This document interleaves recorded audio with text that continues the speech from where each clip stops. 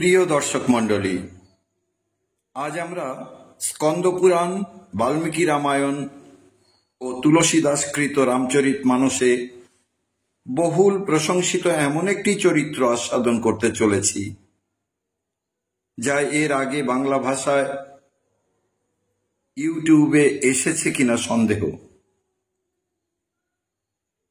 বিশেষ করে হিন্দিভাষী বলয়ের মানুষের কাছে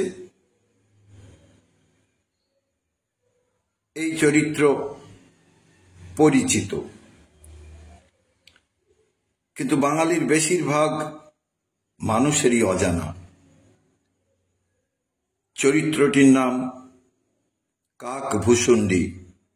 কাকভূষুণ্ডী শব্দের অর্থ কাক অর্থাৎ একটি কালো পক্ষী বিশেষ, ও ভূষুণ্ডী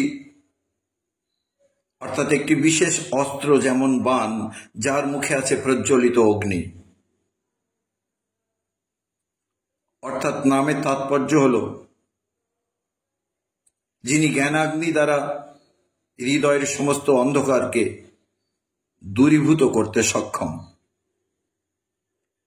কেমন করে অযোধ্যার শূদ্রকুলে জন্ম নেওয়া একটি ছেলে ভবিষ্যতের ভারতবর্ষের দীর্ঘতম জীবিত ব্যক্তিগণের অন্যতম হলেন, যিনি 27 কল্পকাল অবধি নীলগিরি পর্বতে পরম যত্ন ও নিষ্ঠার সাথে রাম নাম জপ করেছিলেন, ও অন্যান্য পক্ষীগণকে তথা হংস ছদ্মবেশধারী ভোলানাথ ও পক্ষীরাজ গরুড়কে ভাবময় রাম কথা শোনাবার সৌভাগ্য অর্জন করেছিলেন।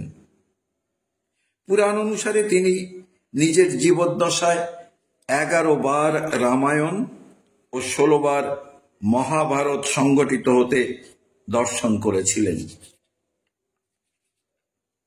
পর্বটি স্কিপ না করে শুনলে জানতে পারবেন রোমাঞ্চকর অনেক অজানা তথ্য ও তত্ত্ব।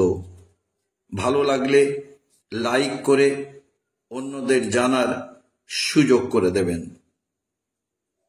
আসুন শুরু করি।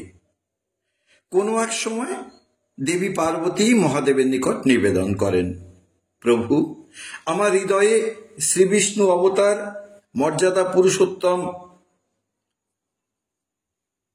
অযোধ্যানাথ দশরথ নন্দন রামচন্দ্রের দিব্য ও অলৌকিক গুণাবলী সমৃদ্ধ চরিত্র শোনার তীব্র বাসনা হয়েছে।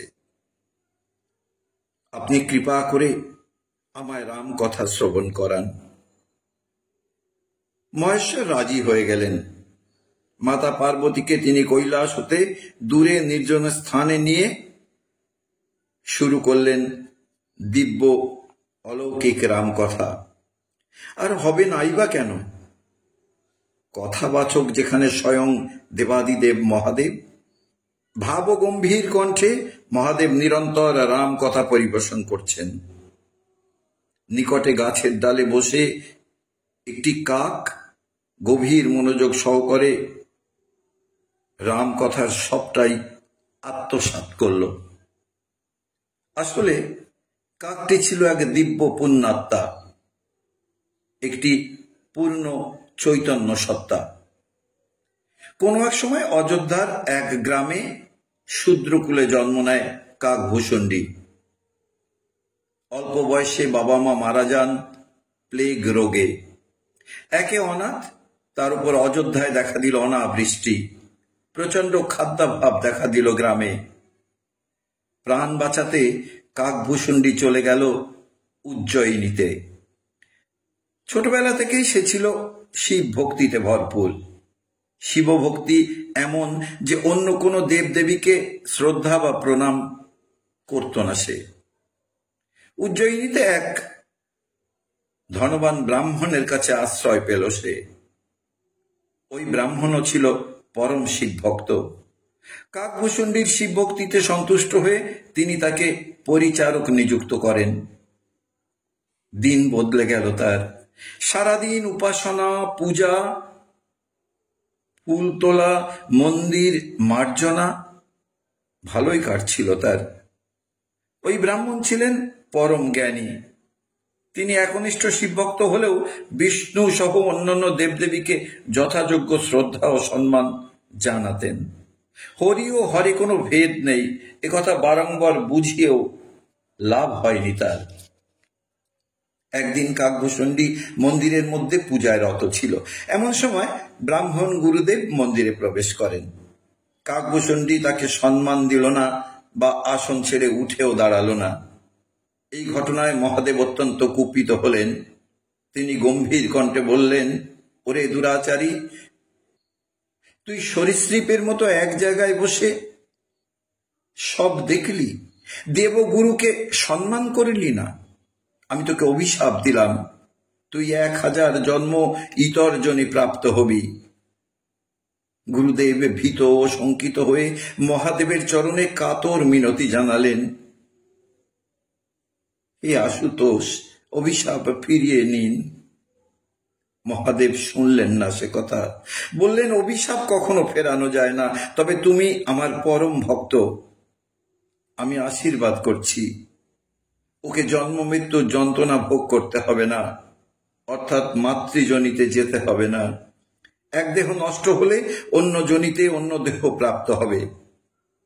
1000 জন্ম পর ও ব্রাহ্মণের ঘরে জন্ম নেবে, ও রাম ভক্ত হবে।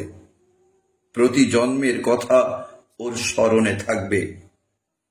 অভিশপ্ত কাকভূষণ্ডী সাথে সাথে সর্পজনী প্রাপ্ত হল।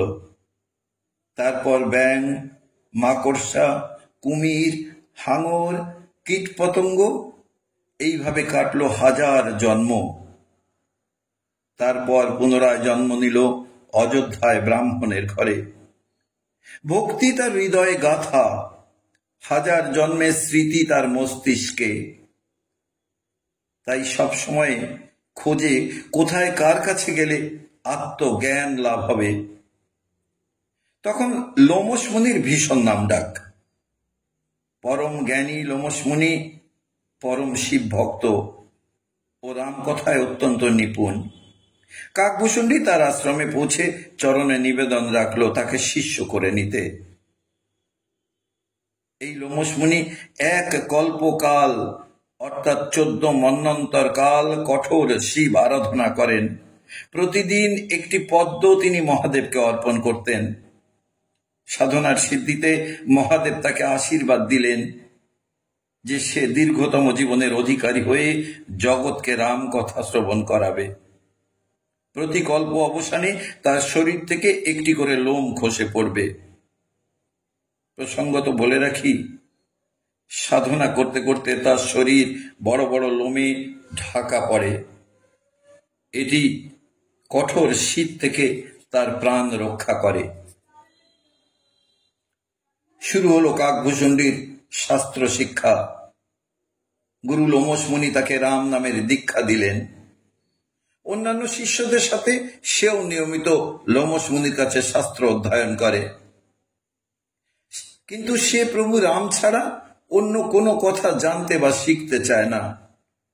প্রায়ই গুরুদেবকে কথার মাঝখানে ব্যাঘাত ঘটায় ও তর্ক করে। একদিন লোমশ মুনি প্রচন্ড রেগে গেলেন কাকভূষণ্ডীর কথায়। লোমশ মুনি রাগের মাথায় বললেন, তুমি আমার কথা শোনো না, কাকের মতো সবসময় কাউ কাউ করো।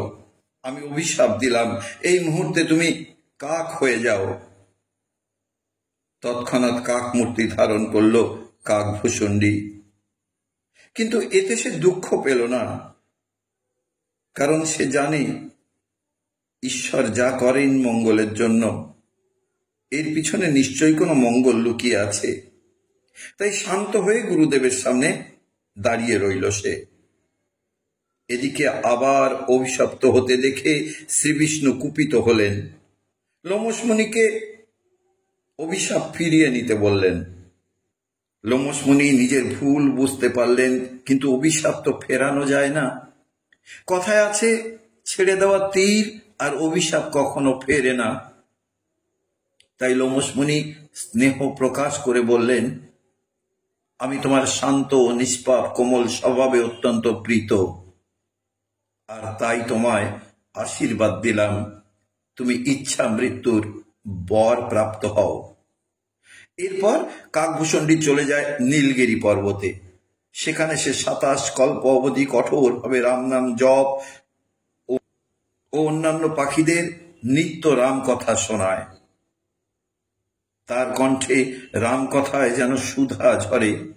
কত মুনি কত ঋষি আসতো তার মুখে রাম কথা শুনতে।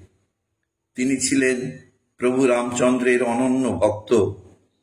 একসময় স্বয়ং শিব তার শেখানো রাম কথা শুনতে আসেন নীলগিরিতে এবং হংসরূপ ধারণ করে ছদ্মবেশে কয়েকদিন রাম কথামৃত পান করেন।